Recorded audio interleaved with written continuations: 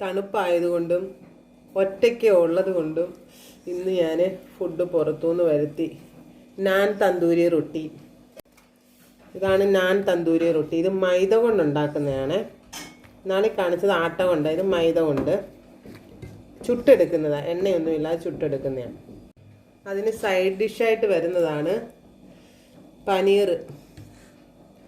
ഇത് പിന്നെ ഒരു രക്ഷയില്ലാത്ത കറിയാണ് കേട്ടോ. സൂപ്പർ എന്ന് പറഞ്ഞാൽ ഇത് നമുക്ക് ഇതിനെപ്പറ്റി ഒന്നും പറഞ്ഞിട്ട് കാര്യമില്ല. എങ്ങനെ ഉണ്ടാക്കുന്നതെന്ന് അറിയാൻ വയ്യ. പനീർ കറിയും പിന്നെ ഇത് അച്ചാറാണ്. നമ്മൾ ഓർഡർ ചെയ്തപ്പോൾ തന്നെയാണ് ഇതിനകത്ത്. ഭയങ്കര വിനെഗറാണ് ഇതിനകത്ത് കേട്ടോ. ഞാനത് ടേസ്റ്റ് ചെയ്ത് നോക്കി. പിന്നെ ഉള്ളി നാരങ്ങായും ഒറ്റയ്ക്കേ ഉള്ളതുകൊണ്ടേ ഉണ്ടാക്കാനും ഒക്കെ അങ്ങ് മടിയ. തന്നെയല്ല ഭയങ്കര തണുപ്പ്, ഒരു തരത്തിലും വയ്യ തണുപ്പുണ്ട്. അതുകൊണ്ട് ഇത് മേടിച്ചതാണ്. അപ്പം ഇന്ന് എൻ്റെ അത്താഴമാണിത് കാണുന്നത്. അപ്പം ഞാൻ വെച്ച് നിങ്ങളെ കൂടെ ഒന്ന് കാണിച്ചേക്കാം, വെറൈറ്റി ആയതുകൊണ്ട്. അപ്പം എല്ലാവരും അത്താഴം കഴിക്കേ. Good night.